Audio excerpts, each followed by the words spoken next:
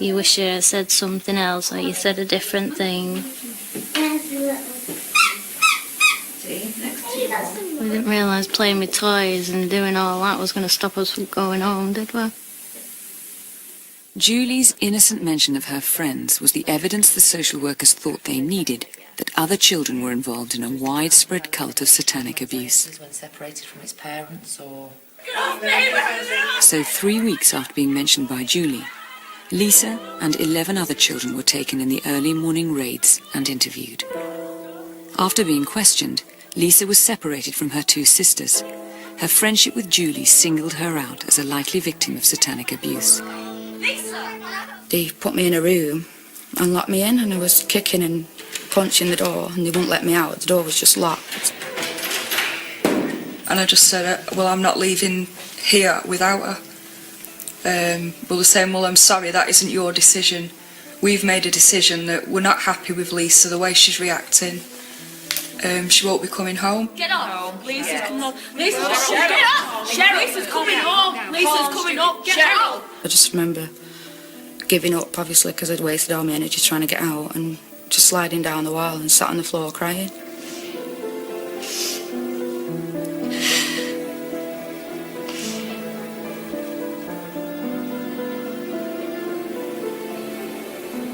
Lisa and 9 other children were taken into care, and from that moment allowed no contact of any kind with their parents.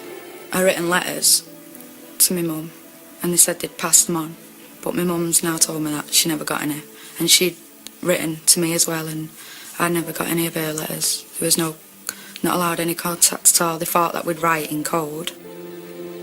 The social workers also believed if the parents saw their children, they could make secret satanic signals. And we did ask him as well, what sort of signals are we supposed to be doing then? And she said, well,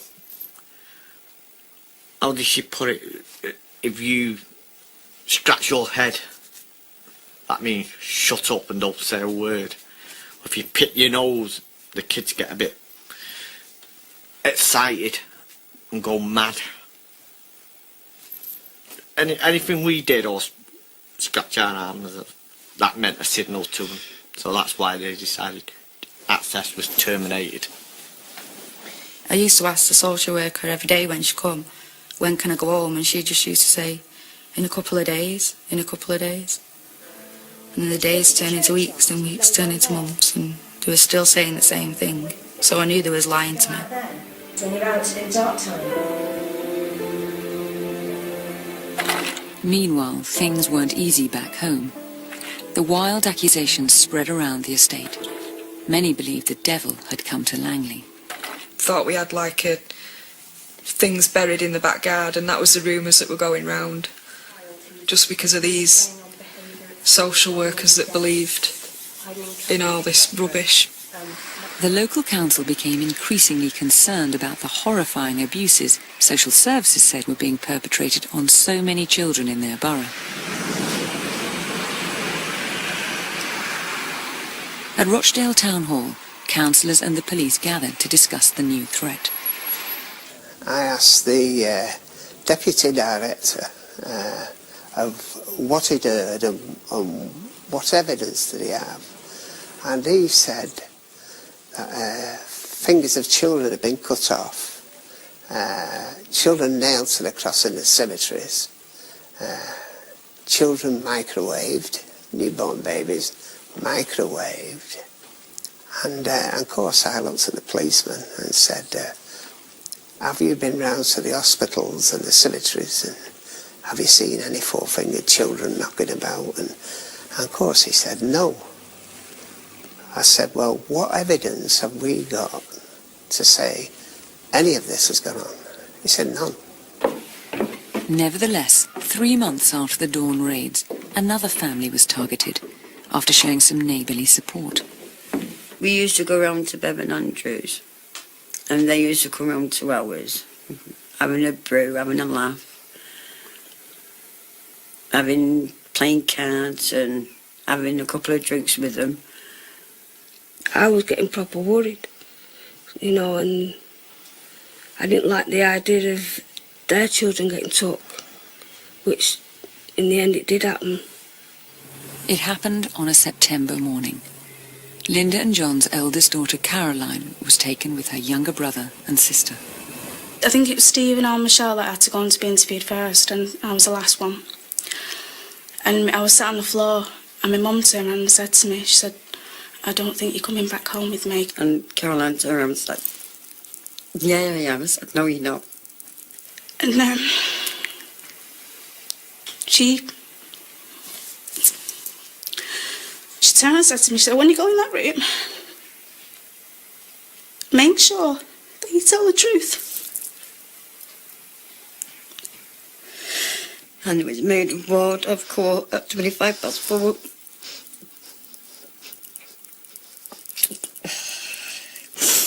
At 4:25, they got made of bullshit. It was taken away.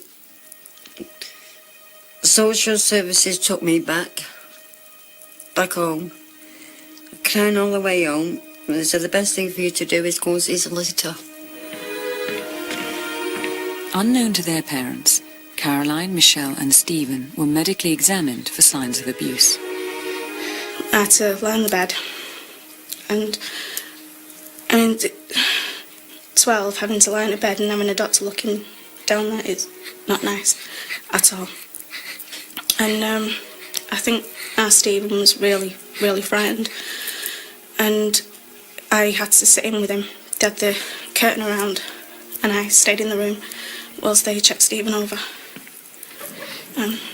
Wasn't nice at all.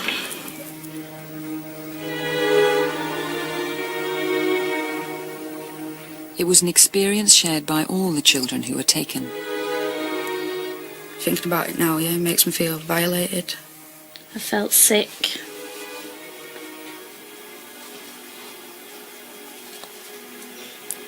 I felt invaded. I do think one of my parents should have been there with me because they had no right to just do that to a child, because in my eyes that's abuse.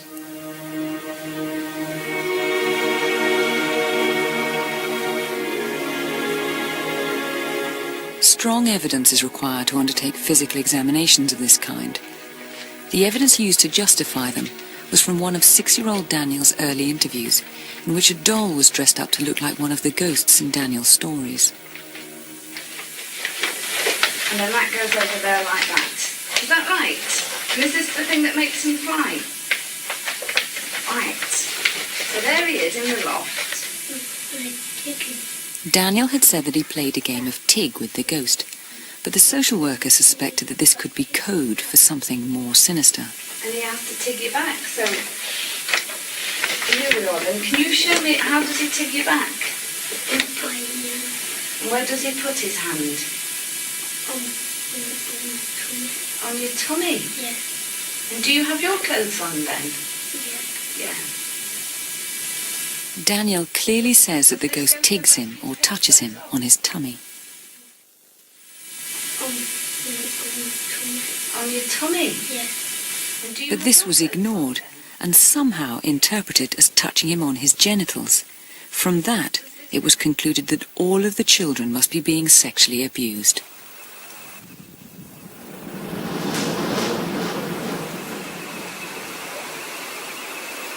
The decision by Greater Manchester Police has thrown into more confusion the action taken by Rochdale Social Services. The police dropped the case after a 6-month investigation. Police failed to find evidence of satanic rituals and child abuse that would stand up... But social services were determined to pursue the case through the family court. Their allegations became increasingly bizarre.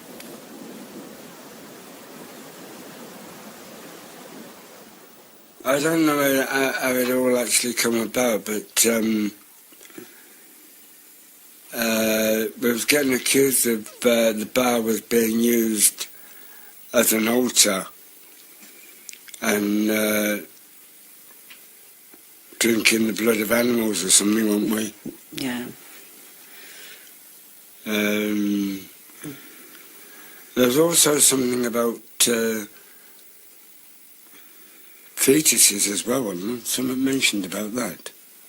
Yeah, but we were supposed to be going to graveyards for that.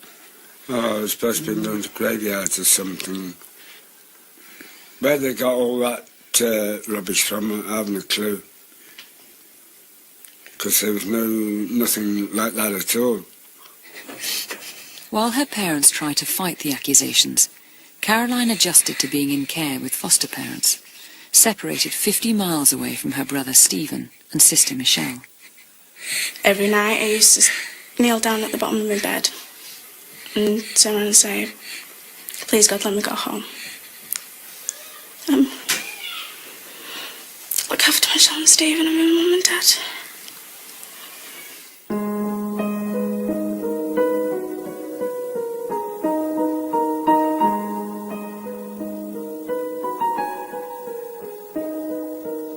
The families weren't able to appeal to anyone for help, other than their solicitor, as the court had imposed strict conditions of secrecy.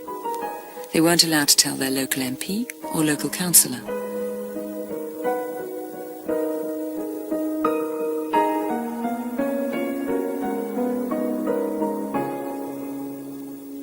How able were the parents on the Langley estate to deal with social services and to fight their own corner?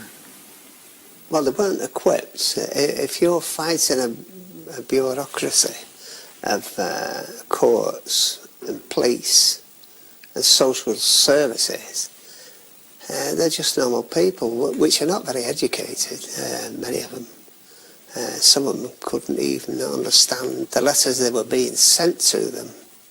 They didn't understand what was happening to them, to the children. But as the court case approached, some local councillors and journalists began to challenge the secrecy surrounding the case and the claims of the social workers. Media interest in the case was growing, and the activities of the Rochdale social workers were being publicly questioned. The idea that 20 children could be sexually abused in secret devil-worshipping ceremonies seemed increasingly far-fetched. After up to 6 months in care, the social workers began to allow the children to visit their parents at weekends. But it was always hard when the time came for the children to go back to the care home.